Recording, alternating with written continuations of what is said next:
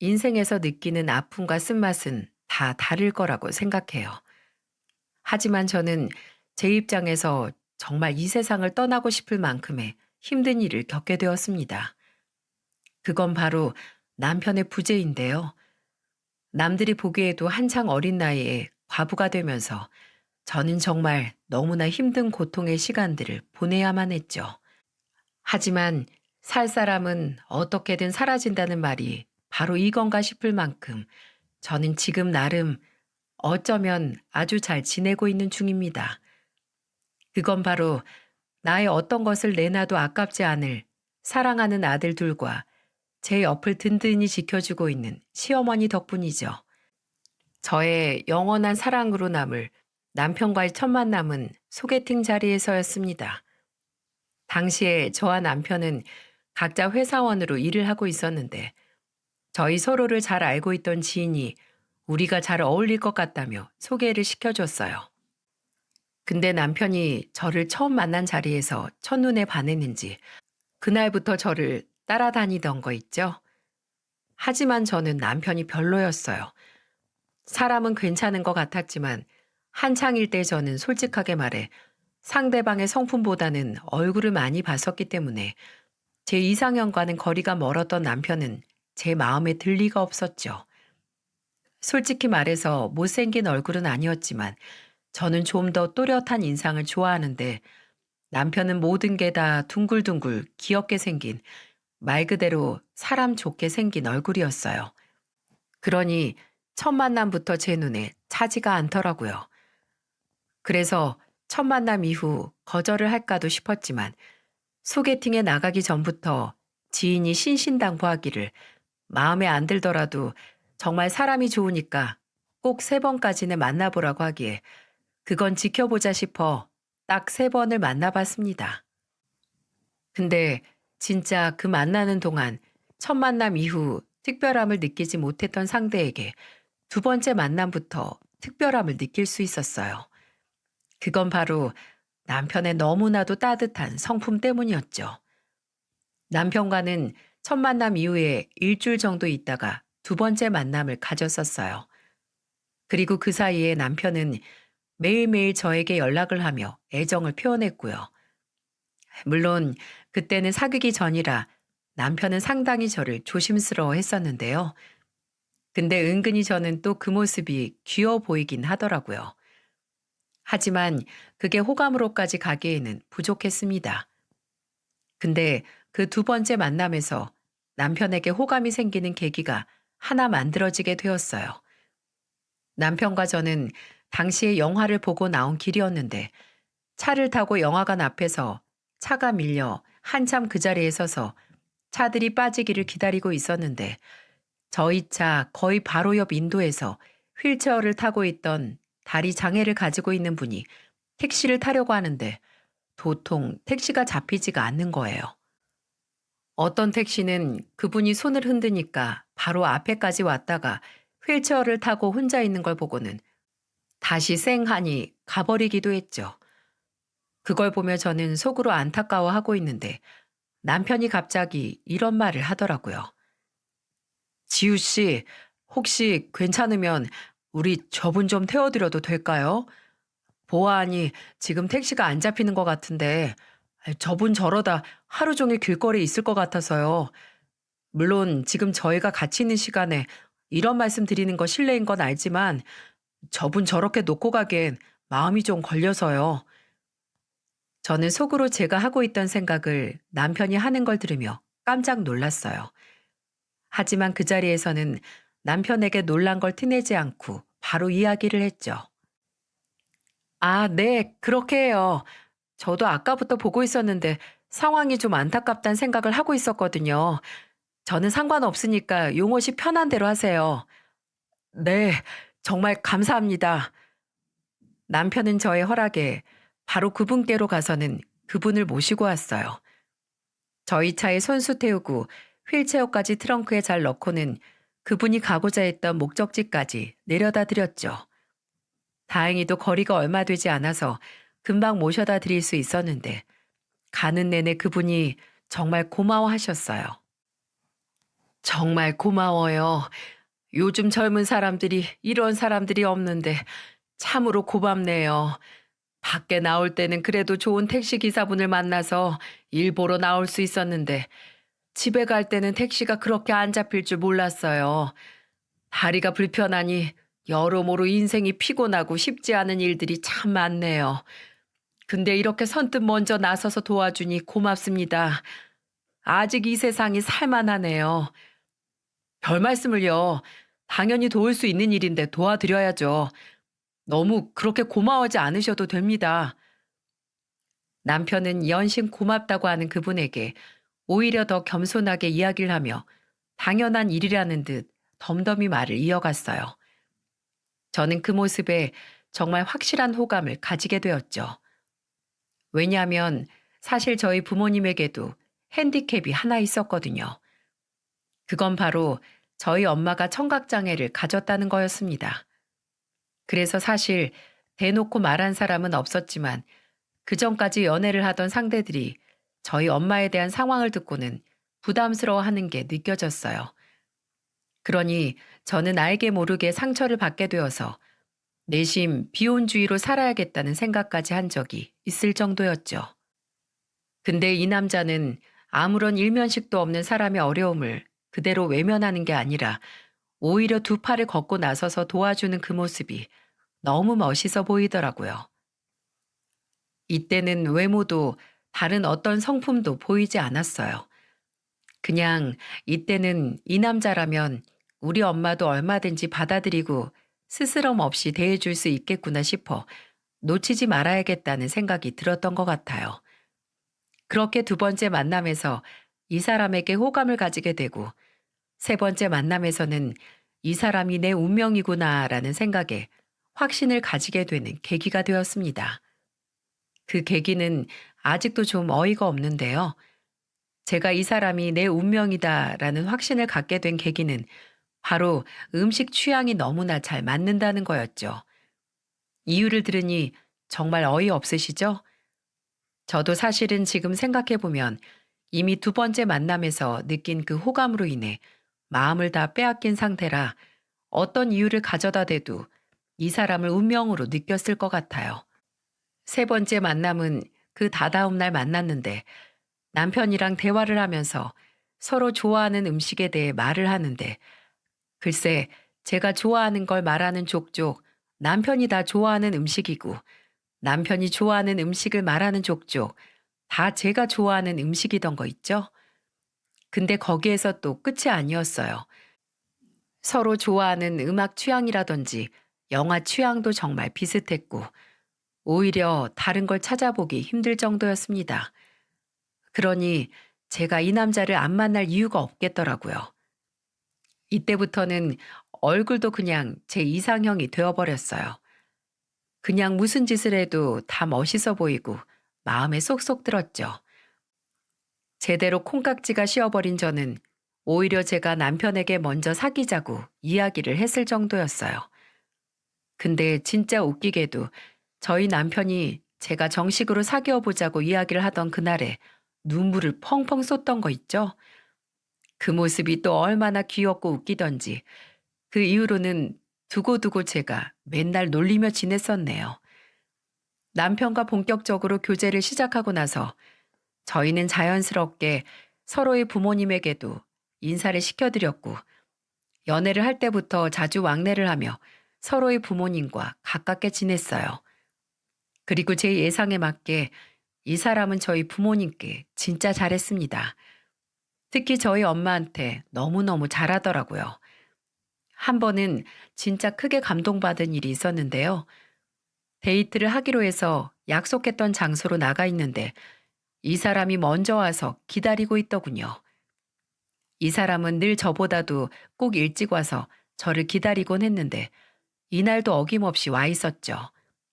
근데 항상 책을 읽고 있거나 회사 업무를 보느라 핸드폰을 들고 있던 사람이 어떤 동영상을 보면서 손을 휘휘 적고 있더라고요.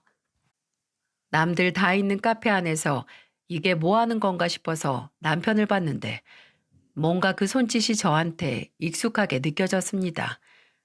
그건 다름 아닌 수아였어요. 남편이 하고 있는 게 수아라는 걸 알아채고는 얼른 가서 물었죠. 자기 뭐 하는 거야? 자기 수아도 할 줄 알아? 아, 봤어? 아니, 나 원래 수아 못하는데 자기 어머니랑 대화 좀 더 잘하고 싶어서 맨날 글로 쓰거나 자기 없으면 대화하기가 어렵잖아. 나도 불편하고 어머니도 답답하실 것 같아서 이참에 아예 배워서 제대로 대화해 보려고. 근데 수아 진짜 어렵다. 꽤 복잡한데? 저는 이때까지 만나면서 익히 잘 느끼고 있었지만 단지 여자친구의 엄마일 뿐인 사람을 위해서 수학까지 배우겠다는 이 사람을 보며 진짜 하늘에서 내려준 선물이 아닐까 싶었어요.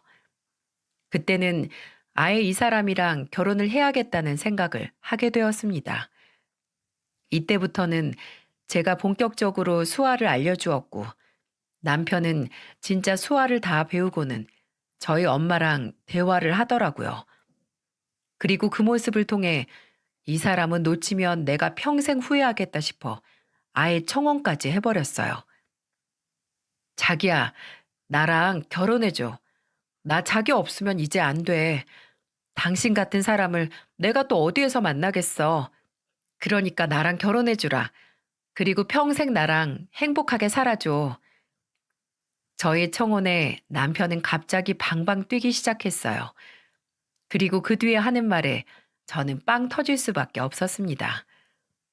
아, 진짜. 아, 왜 자꾸만 혼자 다 해. 프로포즈 할 기회는 나한테 먼저 줬어야 할 거 아니야. 내가 진짜 자기가 먼저 사귀자고 한 것도 두고두고 아쉬워하고 있었는데 청혼까지 먼저 해? 진짜 당신 너무 이기적이야. 아, 취소해, 취소. 프로포즈 내가 다시 할 거야. 뭐? 아니, 그게 뭐가 중요해. 서로 마음만 같으면 된 거지. 하여간에 쓸데없는 걸로 아쉬워하기는. 됐고, 나랑 결혼해 줄 거야, 말 거야. 얼른 대답을 해. 퉁퉁거리지 말고. 말해, 뭐해. 당연히 해야지. 아, 진짜. 여기서 딱 기다려. 당신 꽃다발 준비 안 했지? 내가 그거라도 사올 거니까 여기 꼼짝 말고 있어. 반지까지 준비해서 남편에게 청혼한 저를 보면서 남편은 본인이 먼저 청혼을 하지 못한 거에 대해 매우 아쉬워하고 안타까워했어요. 그걸 보니 이 순수한 사람을 어떻게 해야 하나 진짜 웃음이 나더군요. 그렇게 저희들은 재미있는 에피소드 하나 만들며 결혼을 할 수 있었답니다. 양가의 허락은 말할 것도 없이 오케이였어요. 이미 잠정적으로 저희 둘이 결혼할 거라고 다들 생각하고 있었는지 저희 둘이 결혼하겠다는 이야기에 놀라지도 않으시더라고요. 그래서 모두 축복을 해주던 아름다운 분위기 속에서 신혼생활에 들어갈 수 있었답니다. 저희는 결혼을 해서도 행복한 일의 연속이었어요. 딱 1년만 신혼을 즐기다가 아이를 갖자던 계획은 결혼 6개월 만에 무산이 되어서 뱃속에 소중한 생명을 품게 되었죠. 그때부터는 남편은 진짜 극성이다 싶을 정도로 저한테 잘했어요. 그게 얼마나 표시가 났는지 동네에 자주 다니던 슈퍼나 반찬가게 그리고 동네에서 가깝게 지내는 동네 사람들이 모두 다 저희를 인고 부부라고 이야기를 해줄 정도였고 남편에게는 팔불출이라며 매일 놀려대기 일쑤였어요. 그런 사람을 보면서 저는 늘 행복했고 앞으로도 그 행복이 날마다 이어질 거라 확신을 하며 지냈죠. 남편은 정말 성실한 사람이었어요. 보통 남자들은 연애를 하다가 결혼을 하면 변하기 십상이라지만 우리 남편은 달랐어요. 아니, 우리 남편도 어떻게 보면 변했다고 표현할 수 있겠네요. 대신 정말 좋게 변했답니다. 저희 엄마한테 잘하는 건 기본이었고 저를 마치 여왕처럼 모시며 살아주었어요. 저도 초반에는 같이 맞벌이로 일을 했었지만 결혼 후에 임신을 하고 나서는 거의 출산 직전부터는 일을 그만뒀었는데 남편은 일을 하면 일하느라 힘들다는 이유로 임신을 하면 몸이 무겁다는 이유로 본인이 집안일을 다 해주었어요. 요리도 종종 하긴 했었는데 이것만큼은 제가 양보 못한다고 하면서 끝까지 지켜냈고요. 근데 그마저도 본인이 종종 요리를 해주고 싶다고 난리를 치는 바람에 저는 꼼짝없이 얻어먹기만 한 날도 많았어요. 하여튼 저희는 그렇게 알콩달콩 남들이 봤을 때 깨가 쏟아진다고 할 만큼 정말 행복하게 살았죠. 근데 저에게 복은 남편뿐만이 아니었어요. 저희 시어머니도 정말 좋은 사람이었습니다. 우리 시어머니는 말 그대로 품이 큰 사람이었어요. 그 부모의 그 자식이라는 말도 있잖아요. 저는 진짜 이 모자를 보면서 그걸 제대로 느낄 수 있었답니다. 그리고 콩 심은 데 콩나고 팥 심은 데 팥난다는 말은 결코 가짜가 아니라는 걸 제 인생 경험을 통해서 확인할 수 있었죠. 저희 시어머니는 상견례 자리에서 저희 엄마한테 이렇게 말씀을 해주신 분이었습니다. 사부인, 따님 우리한테 보내주셔서 고맙습니다. 잘 아시겠지만 이 애들 둘이서 연애할 때부터 얼마나 예쁘게 만났어요.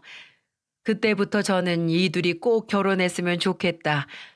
제발 이 아이가 내 며느리가 되어 주었으면 좋겠다 생각을 했었는데 이 늙은이의 바람이 생각보다 더 간절했는지 그대로 이루어졌네요.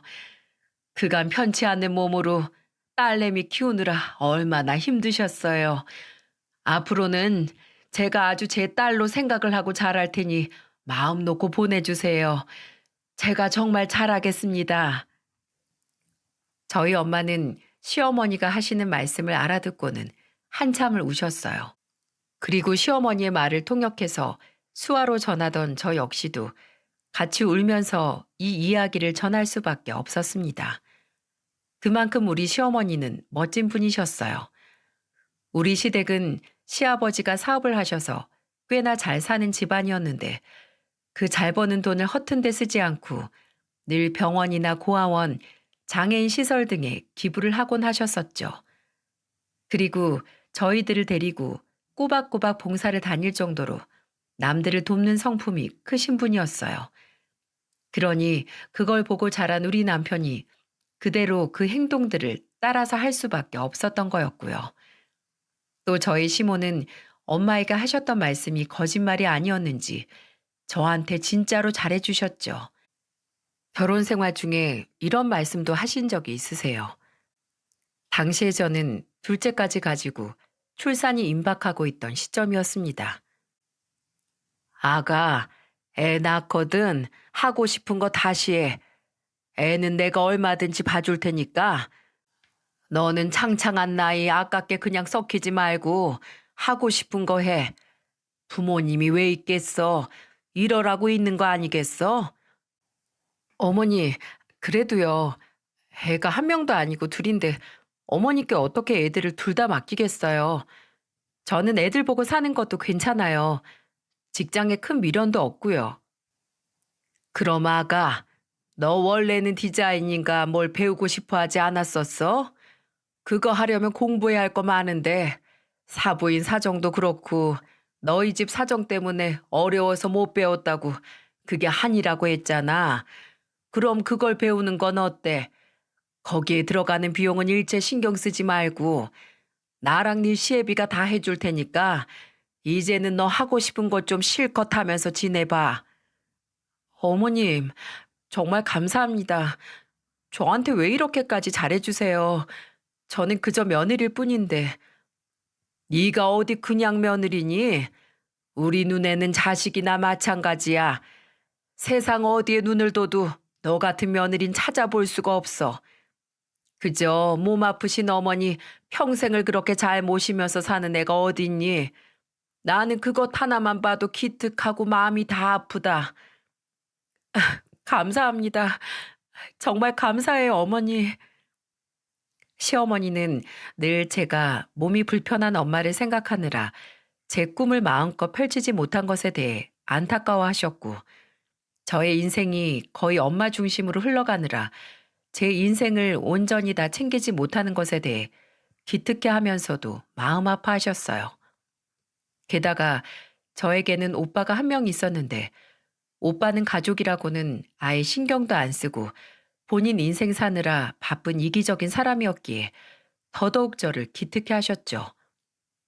저희 아빠도 가장 노릇을 하시긴 했지만 그래도 몸이 약한 엄마 때문에 밖에서 일을 제대로 하기가 어려우셨어요. 그래서 우리 집은 늘 가난하고 힘들었었죠. 그 모든 것을 다 아신 시어머니는 저에게 늦게라도 제 꿈을 펼치라고 응원해 주시면서 경제적인 지원까지도 아끼지 않아 주시는 정말 좋은 분이셨습니다.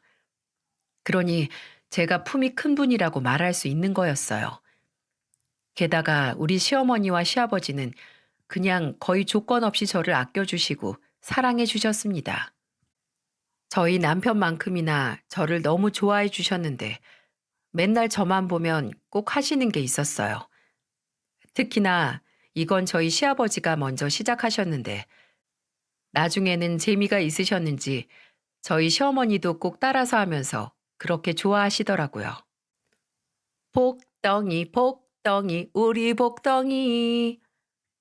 꼭 이렇게 저를 복덩이라 표현하며 노래를 부르셨고, 저희 시아버지는 노래뿐만이 아니라 저를 부를 때면 호칭이 며느리가 아닌 복덩이라고 부르셨습니다.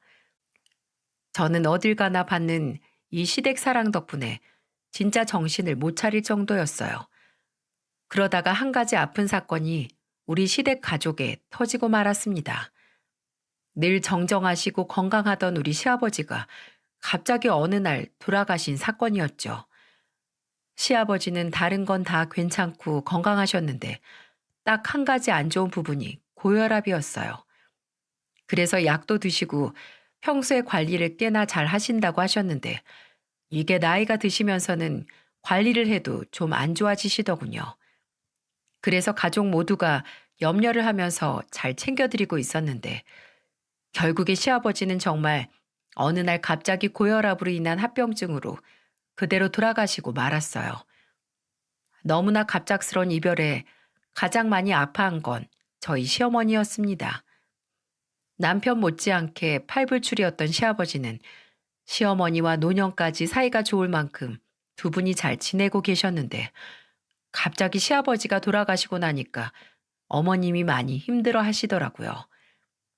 제 생각 이상보다 더 힘들어 하셔서 시어머니는 시아버지가 돌아가시던 그날에 쓰러지셨을 만큼 충격을 크게 받으셨어요. 그 이후에 생기까지 잃으셔서 매일 제가 시댁으로 찾아가 시어머니를 보살펴 드릴 정도였죠. 그때 저는 시어머니가 영영 이렇게 생기를 잃어버리실까봐 겁이 나서 매일 찾아가 이렇게 말씀을 드렸어요. 어머님, 아버님 좋은 곳에 가셨을 거예요. 지금 아버님이 어머님 이렇게 힘들어 하시는 모습 보면 걱정 많이 하실 거예요. 안 그래도 늘 어머님 걱정 많이 하셨던 분인데 지금 어머님 이런 모습 보시면 얼마나 마음 아파하시겠어요. 그러니까 제발 이제 후를 털고 일어나세요. 네? 아버님 빈자리만큼 제가 더 잘할게요. 그러니 제발 저희를 봐서라도 마음 털고 일어나 주세요. 하지만 제가 이렇게 이야기를 해도 어머님은 괜찮아질 기미가 보이질 않았어요. 그때 남편과 저는 특단의 조치를 취하기로 했습니다. 어머님이 제발 후를 털고 일어나실 수 있도록 계획을 짰고 그 계획은 아주 성공적이었죠. 저와 남편은 시어머니를 모시고 아버님이랑 어머님이 평소에 자주 가시던 장소, 추억 있는 장소에 찾아가기를 시작했어요. 그곳에서 시어머니는 아버님과의 일상들을 기억하고 추억하며 정말 충분히 슬퍼하시더라고요. 어떤 날은 한참 울기도 하시고 또 어떤 날은 한참 아버님과 있었던 일들에 대해 이야기도 하시면서 그렇게 아버님을 추억하셨어요. 그리고 어느 날은 이렇게 저희에게 말씀을 하셨죠. 얘들아, 정말 고맙다. 나 이제 괜찮아. 이제는 진짜 너희 아버지를 잘 보내줄 수 있을 것 같다. 내가 너무너무 아쉬웠나 봐. 이제는 너희 아버지가 없으면 내가 이런 일상들을 누릴 수 없을 거라고 생각했던 것 같아. 그냥 내 행복이 다 사라질 거라고만 생각을 했었어. 근데 너희와 이렇게 오니까 이것도 이거 나름대로 행복하면서 내가 사라지는구나. 숨이 쉬어져. 그걸로 됐다. 나는 이제 충분해. 정말 고맙다. 다 너희들 덕분이야. 나 다시 훌훌 털고 일어나서 또 너희 엄마로 시애미로 열심히 살아보련다. 그래야 너희 아버지도 기뻐하실 것 같다. 어머님, 정말 잘 생각하셨어요. 아버님도 분명 그걸 원하고 계셨을 거예요. 아버님 안 계셔도 저희가 이렇게 어머님 모시고 자주 나올 테니까 걱정하지 마세요. 저희가 더 잘할 거예요. 어머님께 더 잘할게요. 그래, 그래, 우리 복덩이. 저와 시어머니는 서로를 품에 안고 한참을 울었어요. 그리고 그날 이후 정말로 저희 시어머니는 다시 생기를 찾으셨고요. 아버님이 운영하시던 사업체는 원래 그 밑에서 일하고 있던 시누이가 운영을 임시로 하고 있었는데 남편이 다니던 직장을 그만두고 그 사업체로 들어가서 같이 일을 하기 시작했어요. 그리고 어머님은 그 옆에서 돕는 식으로 바쁘게 지내셨죠. 남편은 원래부터가 사업에 욕심이 없던 사람이라 시누이에게 사업체를 물려받으라고 했던 거였는데 아버님도 없이 혼자 고군분투하는 시누이를 돕기 위해 다니던 직장을 그만두고서 그쪽으로 들어가게 된 거였어요. 생각보다도 남편은 그 일이 잘 맞았는지 정말 재밌게 일을 하더라고요. 진작에 할 걸 그랬다면서 오히려 시누이보다도 더 활발하게 그 사업을 더 키워내기 위해 노력했습니다. 그걸 보면서 저도 뒤에서 내조를 진짜 열심히 했어요. 밤낮 없이 바쁘게 사는 남편을 위해서 끼니는 빼먹지 않고 챙겨주고 늘 집안일을 다 해줬던 남편이 이제는 바빠서 집에 있을 겨를도 없었기에 집에 있는 시간이라도 좀 편하게 있으라고 남편이 할 것도 없이 늘 집안을 잘 깨끗하게 유지해 놓으며 지냈었어요.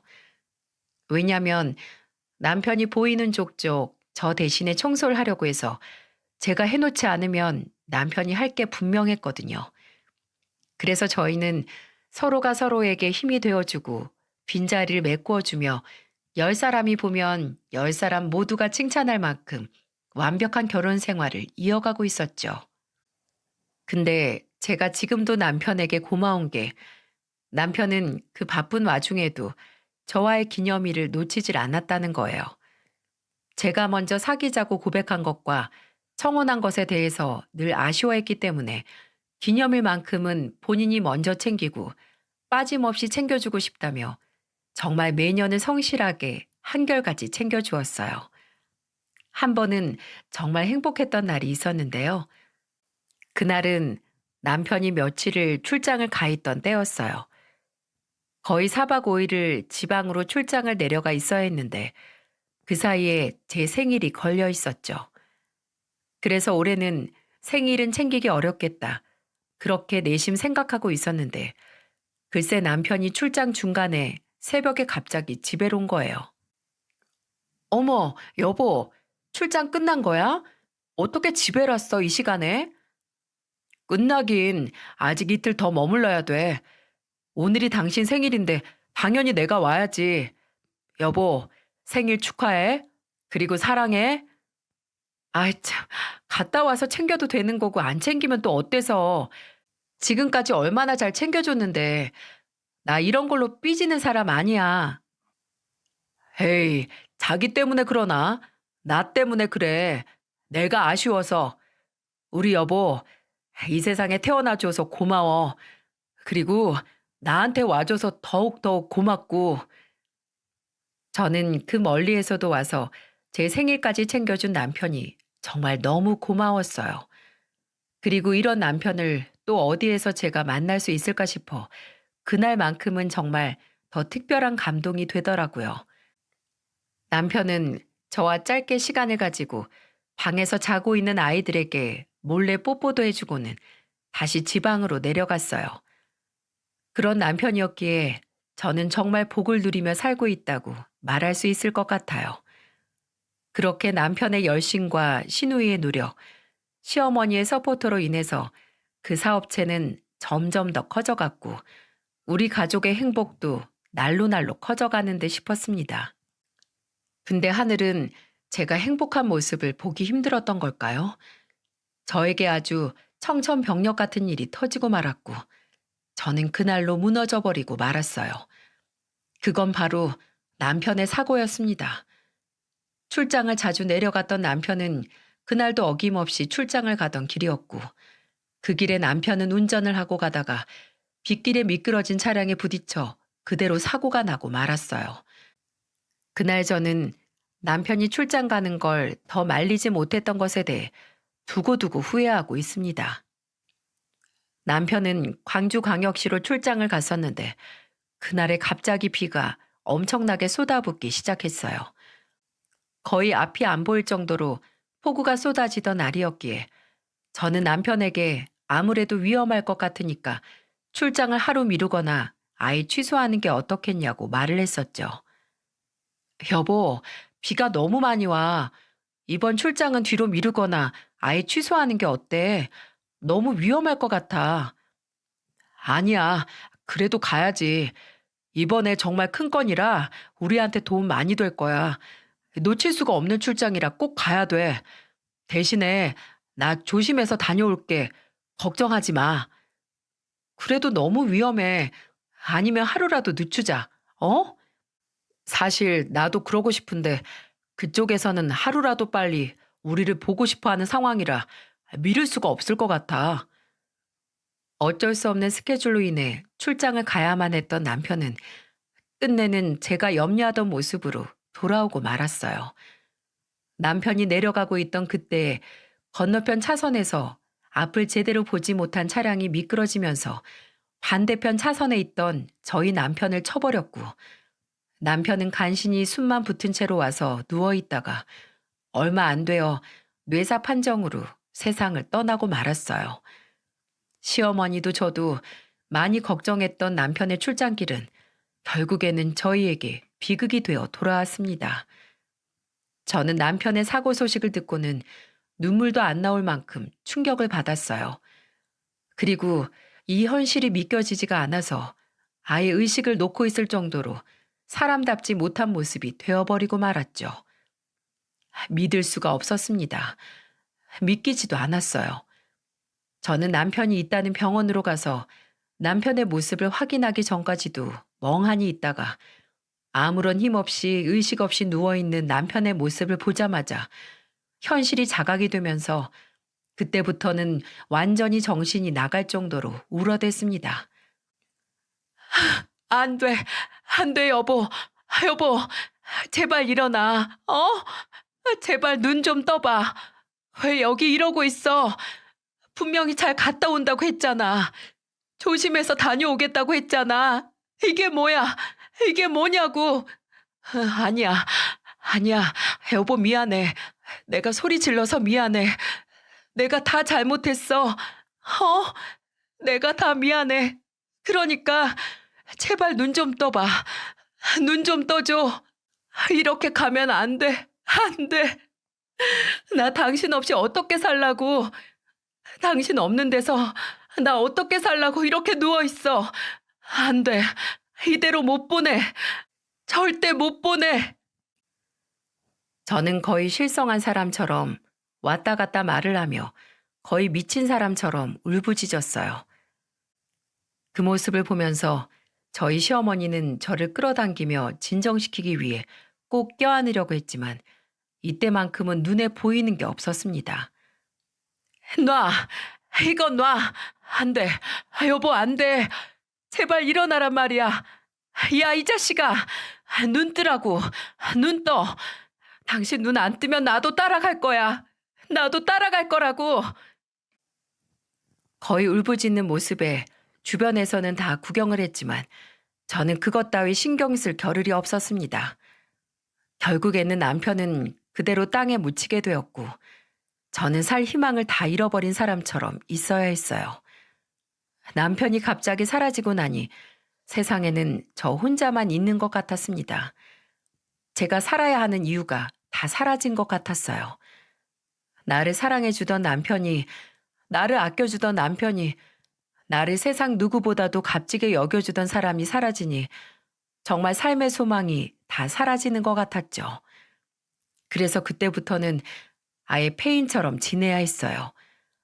아이들이 있었지만 그저 의무적으로 아이들을 멍하니 케어만 했지. 저는 저희 시어머니가 그랬던 것보다 훨씬 더 심하게 생기를 잃어버리고 말았어요. 그때 저희 시어머니가 저에게 했던 것처럼 매일 저희 집으로 와서 저 대신에 아이들을 돌봐주고 학교를 보내고 했었어요. 참 못난 엄마라고 해도 할 말이 없는데 저는 이때 우리 애들이 아무리 울면서 저한테 매달리고 해도 그 소리가 들리지가 않았어요. 엄마, 무서워. 왜 그래? 왜 말 안 해? 엄마, 엄마. 우리 첫째가 와서 이렇게 울면서 이야기를 하는데 저는 아무런 대답도 해줄 힘이 나질 않더라고요. 이때는 정말 남편이 잃었다는 고통만이 저를 잠식하고 있었을 뿐이었어요. 저희 시어머니는 매일 와서 저를 설득하기도 하고 다그쳐 보기도 하면서 그렇게 제가 정신을 차리도록 애를 쓰셨어요. 아가, 아가, 제발 정신 차려. 어? 지금 네가 무슨 심정인지 내가 다 알아. 내가 정말 다 이해한다. 근데 내가 해보니까 사라지더라. 아무리 힘들고 아무리 고통스럽고 허전해도 다 사라져. 그러니까 제발 정신 좀 차려. 어? 애들이 지금 저러고 있는데 왜 이렇게 정신을 못 차리고 있는 거야? 어머님, 죄송해요. 전 힘이 없어요. 제가 살아야 될 이유를 모르겠어요. 남편 없이 애들 키울 자신도 없어요. 어머니가 애들 좀 대신 키워주실래요? 저 남편한테 가고 싶어요. 저 남편한테 그냥 갈래요. 저는 급기야는 해서는 안 될 말까지 시어머니에게 하면서까지 저의 고통에서 헤어나오질 못했습니다. 제가 이런 말까지 하니 시어머니는 안 되겠는지 정말 생각지도 못한 행동을 하시더군요. 그건 바로 저의 뺨을 내려치는 거였습니다. 시어머니는 제가 이 말을 하자마자 저의 뺨을 세차게 양쪽을 한 번씩 때려버리셨어요. 저는 옆으로 쓰러질 만큼 힘없이 나가 떨어졌고 그 자리에서 눈물만 하염없이 숨죽여 흘렸습니다. 오히려 통곡을 하며 우는 건 저희 시어머니였어요. 인간아, 인간아, 그게 지금 네 시애미한테 할 소리야? 어? 넌 남편을 잃었지? 나는 무려 자식 새끼를 잃었어. 그런데도 이렇게 멀쩡하게 살아있다. 근데 뭐라고? 애들을 나한테 부탁을 해? 그리고는 네 남편한테로 가겠다고? 그게 지금 할 소리야? 어? 할 소리야. 어떻게든 살아볼 생각을 해야 할 거 아니야. 아직 저 머리에 피도 안 마른 것들 제대로 키워낼 생각을 해야지. 어디서 이렇게 약해 빠진 생각을 하고 앉아 있어? 시어머니는 엉엉 울어가면서 저에게 소리를 질렀고 저는 그 뺨을 세차게 맞았음에도 불구하고 아픈 줄 모르고 그저 저의 슬픔에 눈물만 흘릴 뿐이었습니다. 근데 내심 시어머니는 저를 그렇게 때린 게 미안했는지 엉엉 울다가 다시 저에게 다가오더니 저를 꽉 끌어안으시더라고요. 아니다, 아니다, 애미야. 내가 미안하다. 이 귀한 걸 내가 때릴 데가 어디 있다고. 아가, 제발 내가 이렇게 부탁하마. 제발 정신 좀 차려다오. 제발 이제는 후를 털고 일어나줘. 살 사람은 살아야지. 이게 내가 살아보니까 이기적인 생각이 아니야. 오히려 이게 죽은 사람에 대한 예의다. 산 사람은 제대로 살아야지만 그게 진짜 예의더라고. 그러니까 이제 그만 슬퍼해라. 이만하면 됐어. 충분해. 그러니 일어나자, 아가. 내가 때려서 미안하다. 정말 미안해. 시어머니는 저의 두 뺨을 어루만지며 연신 제게 미안하다고 하셨어요. 하지만 저는 붉게 부어오른 뺨이 쓰리고 아픈지도 모르게 저의 가슴이 더 아픈 걸 느낄 뿐이었습니다. 그러다 결국에는 저는 우려했던 일을 하고야 말았어요. 그건 바로 남편에게로, 그리운 남편의 품으로 제가 직접 가는 거였죠. 저는 집에 있는 게 너무나 갑갑하고 답답해서 밖으로 나와 걸었고, 하염없이 걷다 보니 어느새 마포대교 위를 걷고 있었어요. 지나가는 사람과 모르고 툭 어깨를 부딪히는데도 아무런 상관이 없었어요.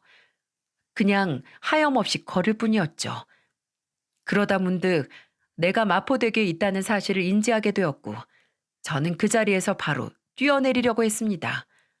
근데 그 순간 누군가 저를 부르더라고요. 안 돼! 안 돼, 아가! 익숙하게 들리던 목소리에 저는 저를 부르는 소리가 있는 곳을 쳐다봤고, 그곳에서 시어머니가 다급하게 저를 향해 뛰어오고 있었어요. 그리고는 저에게 다다르자마자 저를 꽉 껴안으셨어요. 이건 나중에 시어머니에게서 들은 이야기인데, 시어머니는 제가 그날 그렇게 어마어마한 이야기를 한 걸 들으시고는 그때부터 불안해서 저를 혼자 둘 수가 없었다고 하셨어요. 그래서 저희 집에 아예 오셔서 지내고 계셨는데, 이날 제가 아무런 말도 없이 나가니 걱정이 돼서 미행을 했다고 하시더군요. 그래서 제가 그 마포대교까지 가는 걸 쭉 뒤에서 따라오시다가 그 자리에서 뛰어내리려고 하던 걸 말리셨던 거였고요. 그리고 그날 시어머니는 저에게 무언가를 줄 준비를 하고 계셨는데, 그것도 모르고 저는 그날로 남편의 품으로 가려고 한 거였죠. 시어머니는 제가 또 나쁜 생각을 하기 전에 얼른 그 무언가에 대해 저에게 이야기를 하셨습니다. 안 돼! 안 돼, 아가! 왜 이래, 정말! 정말 왜 이러는 거야? 내가 산 사람은 살아야 한다고 했어, 안 했어? 아가, 이리 와봐. 내가 들려줄 게 있어. 네가 꼭 들어야 하는 거다. 네 남편이 너한테 무언가를 남겨놓고 갔어. 그러니까 제발 이 시엠이 따라와. 네 남편이 너에게 선물 남겨놓고 갔다고. 그러니까 그 선물 받고 싶으면 당장 나랑 같이 가자. 집으로 가자, 아가. 네? 남편이요? 그이가 저한테 선물을 남겨놨다고요? 그래. 그러니까 얼른 나랑 같이 가자. 얼른. 저는 남편이 저에게 선물을 남겨두었다는 걸 믿을 수 없었지만, 남편의 흔적이 너무나도 간절했기에 시어머니를 따라갔어요. 그리고 시어머니가 넘겨주신 그것을 보자마자 저는 정말 그 자리에서 통곡에 통곡을 했습니다. 남편이 저에게 남긴 건 다름 아닌 우리 결혼 기념일 선물이었고, 이번엔 특별하게 준비를 하고 싶었는지 저 몰래 영상 편지를 찍어 놓았던 거였죠. 남편은 본인 핸드폰에 찍어뒀었는데, 저는 남편의 죽음 이후에 거의 실성한 사람처럼 있었기 때문에 남편의 유품을 제가 거의 챙기지도 못했었네요.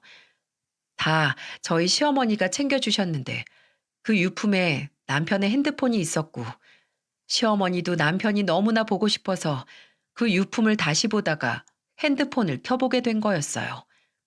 그리고 그 핸드폰 앨범 안에 있던 남편의 영상 편지를 보게 되었고, 그걸 저한테 들려주신 거였습니다. 남편의 영상 편지 내용은 이랬어요. 여보, 나야. 내가 TV에서만 보던 영상 편지를 다 찍어보네. 이거 되게 쑥스럽다. 역시 연예인들은 아무나 하는 게 아닌가 봐. 나는 이렇게 당신한테 편지 쓰는 건데도 카메라 앞에 어색하고 쑥스러운데, 연예인들은 어떻게 하는지 모르겠네. 여보, 깜짝 놀랐지? 이게 웬 영상 편지인가 하고 말이야. 사실은 이번엔 내가 너무 바빠서 우리 결혼 기념일 선물을 제대로 못 챙겼지 뭐야. 그래도 우리 기념일은 챙겨야 하는데, 어떻게 하면 그냥 선물보다도 더 감동적이게, 더 특별하게 챙겨줄 수 있을까 생각하다가 내가 이렇게 준비를 해봤네. 어때? 좀 감동스럽나? 여보, 우선 내 아내로 이렇게 10년이나 가까운 세월을 같이 있어줘서 고마워. 당신이 없었다면 내 인생은 어땠을까 싶을 정도로 나는 당신이랑 사는 이 시간들이 너무 행복하고 감사해. 당신도 그러겠지? 여보, 우리 앞으로도 정말 행복하게 살자. 우리 장모님도 장인어른도 또 우리 엄마도 앞으로 좋은 것 많이 구경시켜드리고 좋은 음식도 많이 먹여드리면서 효도하고 우리 애들도 남부럽지 않게 키우면서 훌륭한 애들로 키워보자. 근데 뭐 사실 당신은 진짜 잘하고 있어서 나만 잘하면 될 것 같아. 내가 요즘 너무 바쁘단 이유로 당신이랑 애들한테 소홀하게 대한 것 같아서 얼마나 미안하게 생각하고 있는지 몰라. 그래도 나 진짜로 우리 가족 위해서 이렇게 열심히 사는 거 당신 잘 알지? 당신도 너무 잘 알고 있어서 매일 내가 출근하기 전부터 일어나 밥도 차려주고 나 나가기 전에 꼭 껴안아주고 하는 거잖아. 그치? 근데 그거 알아? 그게 내 하루 원동력이 된다는 거. 나는 당신 포옹 안 하면 진짜 힘이 불끈불끈 생겨서 얼마나 힘차게 일할 수 있는지 몰라. 그러니 앞으로도 꼭 빼먹지 말고 모닝 포옹 잘 부탁해. 여보, 앞으로도 나 잘 부탁하고 나 사랑해줘. 나도 우리 여보 끝까지 사랑할게. 그럼 내 인생의 동반자, 나랑 결혼해줘서 고맙고 또 나랑 결혼한 거 축하한다. 사랑해. 남편의 영상 편지를 보면서 저는 대성통곡을 했습니다. 이렇게 나를 사랑해준 남편이었는데, 이토록 나를 아껴주던 사람이었는데, 이런 사람을 더는 볼 수가 없다는 게 너무 가슴이 아팠어요. 시어머니도 제 옆에서 하염없이 울고, 저도 울었습니다. 저는 이 사람의 흔적을 더 보고 싶어서 그 영상 편지 외에도 남편의 앨범 안에 있는 사진과 영상들을 계속해서 봤어요. 시어머니도 저의 이런 모습을 보면서 끝까지 기다려 주셨죠. 그러다 하나의 영상에서 저는 더는 그 영상을 넘길 수가 없었어요. 그건 바로 저를 다시 일으키는 영상이었고, 그날로 제가 후를 털고 일어날 수 있도록 해준 영상이었죠. 그 영상은 평소에 남편과 같이 재미삼아 찍었던 일상 모습이었는데, 그 안에 이런 내용이 담겨 있더라고요. 여보, 우리 진짜 너무 행복하다. 그치? 매일이 좀 오늘만 같았으면 좋겠어. 우리 애들 저렇게 재미있게 뛰어노는 거 보면서 난 당신이랑 이렇게 손잡고 시간 보내고 매일이 좀 이렇게 행복했으면 좋겠다. 출장이고 뭐고 다 미루고 그냥 우리 여기 눌러 앉아 있을까? 뭐야. 그러면서 또 내일이면 바쁘게 나갈 거면서 그냥 오늘을 우리 잘 누리자. 오늘 진짜 날도 좋고 너무 좋다. 여보, 우리 정말 끝까지 이렇게 행복하게 살자. 그리고 만약에 이 행복을 누릴 수 없게 되더라도 나나 당신 둘 중에 한 사람이라도 잘못되더라도 우리 중 누구 하나도 애들 포기하지 말고 우리 인생 포기하지 말고 끝까지 열심히 사는 거야. 알았지? 뭐야? 그건 당연한 건데 왜 그런 소리를 해? 이 좋은 날에 말이야. 그런가? 판 깨는 소리였나? 근데 어쨌든 우리 둘은 오래오래 행복하게 잘 살 거니까 그런 일은 없을 거야. 그러니까 걱정하지 말고 우리 지금을 누리자. 저는 그때 당시에는 아무런 미래도 모르고 그저 해맑게 했던 대화들을 들으면서 지금 이 순간을 위해서 찍힌 영상이라는 생각이 들더군요. 이 영상을 함께 본 시어머니는 용기를 내서 저에게 다시 말을 거셨어요. 아가, 지금 들었지? 네가 지금 이렇게 힘들어하는 거 네 남편이 원하지 않을 거다. 이렇게 방황하는 거 정말 가슴 아파할 거야. 그러니까 이제 그만 털고 일어나는 게 어때? 이제 슬퍼할 만큼 다 슬퍼하지 않았니? 네 애들을 봐라. 지금 네 모습을 보면서 애들이 어떤 심정으로 지내고 있는지 이제 제발 그만하고 일어나자. 어? 어머니, 어머니, 저 정말 너무 힘들어요. 너무너무 그이가 보고 싶어요. 저 앞으로도 계속 이렇게 그이가 보고 싶으면 어떡해요? 가슴이 사무칠 정도로 아프면 어떡해요? 네? 제발 좀 알려주세요. 저 그럴 때마다 어떻게 해야 돼요? 아가, 내가 겪어보니 그거 다 희미해지더라. 다 지나가죠. 그러니까 지레 겁먹지 말어. 내가 산 증인이잖니. 내가 누구보다도 지금 네 심정 잘 안다. 근데 산 사람은 살아야지. 그걸 네 남편도 내 아들도 원할 거다. 이리 와. 나를 네 남편이라고 생각하고 꼭 안아. 그리고 이제 훌훌 털어버려. 시어머니는 마지막으로 저에게 힘을 제대로 줄 작정으로 저에게 다가와 숨을 못 쉴 만큼 꼭 껴안아 주셨고, 저는 그 따뜻한 품에 안겨서 펑펑 울며 저의 슬픔을 다 쏟아냈습니다. 그러고 나니까 그제서야 힘이 생기더라고요.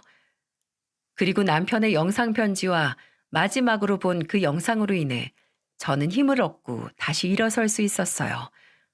또 저를 끝까지 포기하지 않고 일으켜 세워준 시어머니 덕분에 빠르게 다시 마음을 회복할 수 있었답니다. 그리고 그들의 노력을 봐서라도 제가 일어서지 않으면 안 되었어요. 저는 남편에 대한 그리움을 가슴에 묻어두고 다시 애들에게 가서 미안하다고 이야기를 하며 꼭 껴안아주고는 그때부터 아이들에게 최선을 다하던 원래 엄마의 모습으로 돌아왔습니다. 그런 저를 보면서 시어머니도 많이 안심하셨고요. 그리고 시어머니와 저는 아예 같이 합가를 해서 함께 지내고 있어요. 시어머니 덕분에 제가 더 빠르게 안정을 취할 수 있었던 것 같습니다. 아직까지도 저는 남편이 많이 보고 싶지만 그래도 시어머니 말대로 또 살아보니 사라지더라고요. 그래서 지금에 잘 적응하면서 지금은 많이 웃고 많이 행복하게 지내고 있는 중이랍니다. 여러분, 이런 말도 있더라고요. 가장 어려운 기술은 살아가는 기술이라는 말이 있는데요. 이 말에 저는 정말 크게 공감하고 있어요. 저는 지금 살아가는 기술을 한층 더 깊게 배우게 된 것 같습니다. 비록 남편 없이 외롭지만 그래도 이전보다 더 단단해진 몸과 마음으로 아이들을 키우며 저의 인생을 열심히 꾸려나가고 있습니다. 여러분, 부디 제 인생의 이막이라고 할 수 있는 지금의 제 삶을 응원해 주시기를 부탁드릴게요. 저의 긴 사연 들어주셔서 정말 감사합니다.